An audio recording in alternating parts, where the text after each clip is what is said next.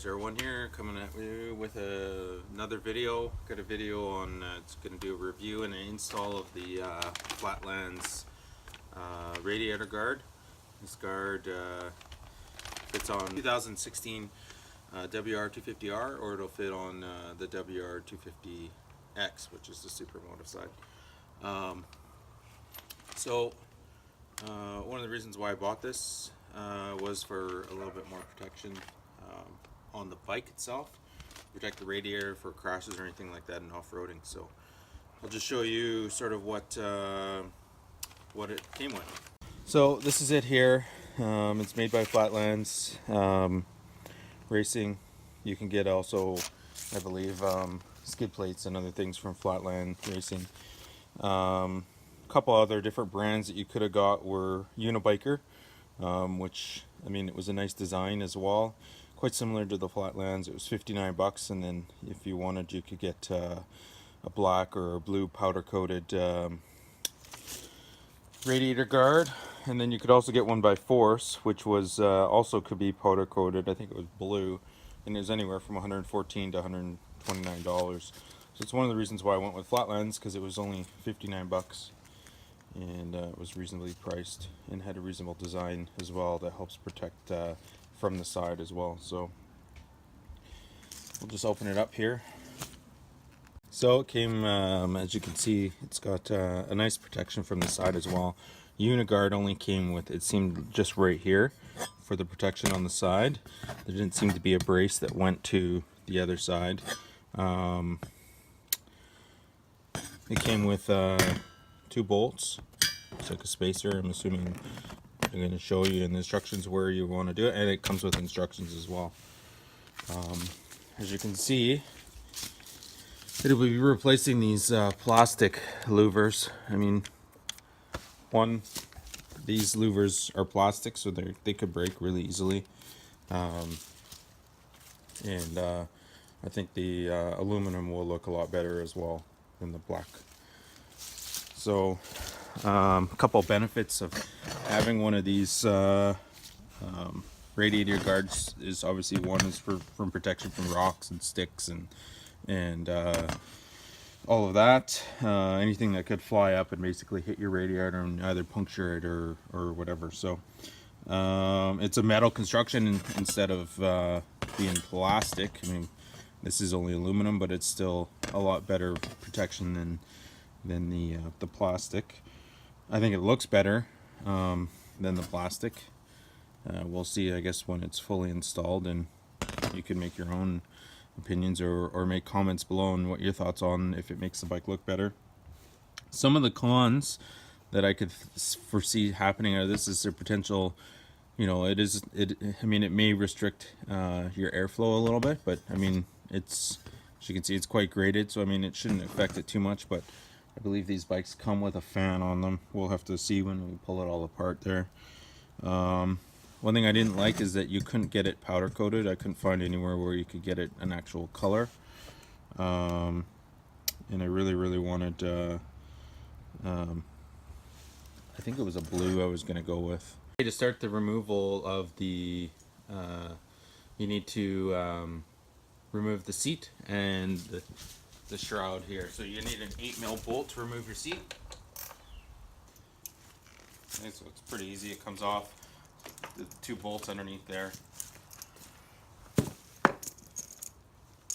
You need a Phillips to remove this. This is your shroud cover. Okay, so you're going to need a 5mm Allen key to remove this one, this key here, and this bolt here, or these 2 bolts.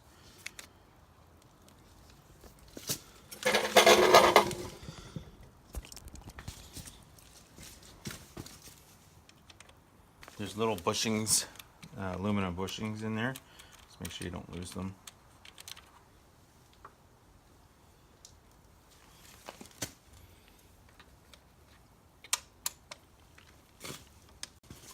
Okay, so to remove your shroud, you pull out here, and then there's a little clip right in here. You're just going to push it forward and kind of bring it out and it's just like that.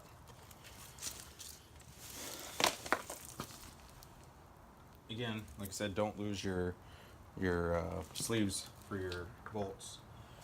So a couple things that I can see. I think we were talking about, you know, there's a fan on this, built in on this bike, so it's kind of nice. You know, and you don't really have to worry about heating, I guess, a little bit. So now it looks like there's a couple bolts that have to be undone. Just figure out, looks like there's one there. So it's just a 10 mil bolt to take this out. Obviously it's a tight area. I'm going to be there while probably undoing this. I don't know, there's a little sleeve with that, so don't lose that sleeve. Okay, and there's also one little bolt here. So you got your bolt here and your bolt there. So that's the two bolts that you have to remove. They're both 10 mil bolts. This one's a lot easier to get at. You can get at it from the bottom. So in behind here, there's also some wiring right there that you have to unclip from the radiator shroud to be able to pull it out.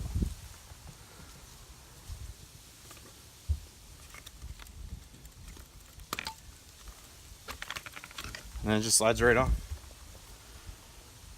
This is the wire I was telling you about. Make sure you don't pinch it. Okay, so then now you got to remove these bolts here and this nut, this bolt here and this nut. So they give you a bolt that you have to screw in here because it's a little bit longer, and then we reuse this nut here. And both of those are 10 mil bolts, not 12, sorry.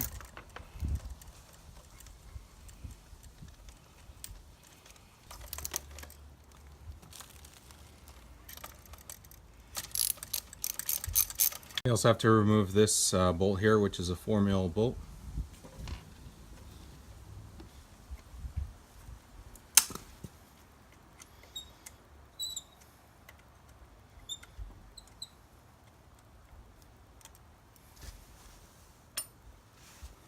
Okay, so now this is gonna go over a tiny bit here.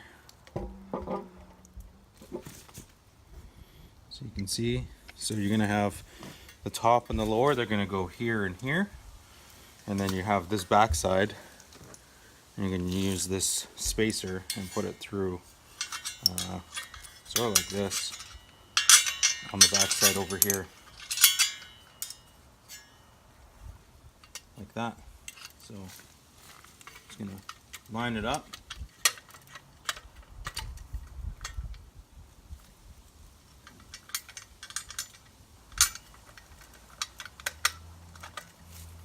This one started.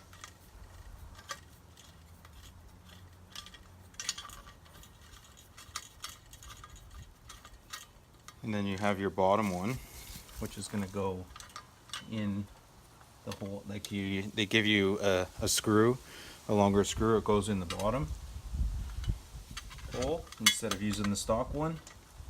And then you use the stock one for the stock nut for the one up top. So you have to use your stock nut for the one up top. So you're going to need 2 extensions to get that all the way in there, and I've already got the bolt in the socket already.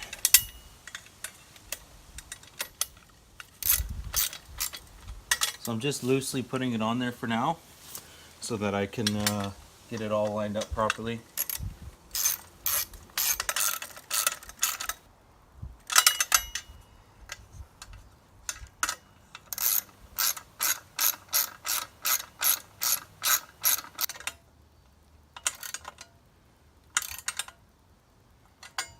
So it's all put on there. One thing I thought that this was it was right up against your radiator, but as you can see there's lots of room there, so it shouldn't overheat at all. Actually, I thought that this was like going to rust right up against all the louvers, but it doesn't. There's a good 1.5 inches of space there, and obviously if you hit that with something, there's some give and it's not going to go directly into your radiator. So last thing you got to do, I guess, with this this video that I'm going to do is I'm going to put it all back together, Okay, I got it all back together. As you can see, just use your stock bolt here and your stock bolt there to put it back together. The nice thing about it is you don't have to try to get your fingers in that one bolt that was on the inside there that was tough. So you're obviously not going to use these 3 bolts. Save them along with your shroud in case you ever want to put it back together, or potentially give it to the next owner, whoever decides, when and if you ever decide to sell your bike. So looking at it from the top there, that's how it looks. It's quite some room in there, so it shouldn't overheat, but yeah. So if you have any questions or comments, please leave them below, and I'll do my best to answer them. And make sure you subscribe. I think I'm up to about 170 subscribers now, so more guys I help by doing these little mods here and there. Keeps me doing these videos. So like or share this video with your friends, and thanks for watching.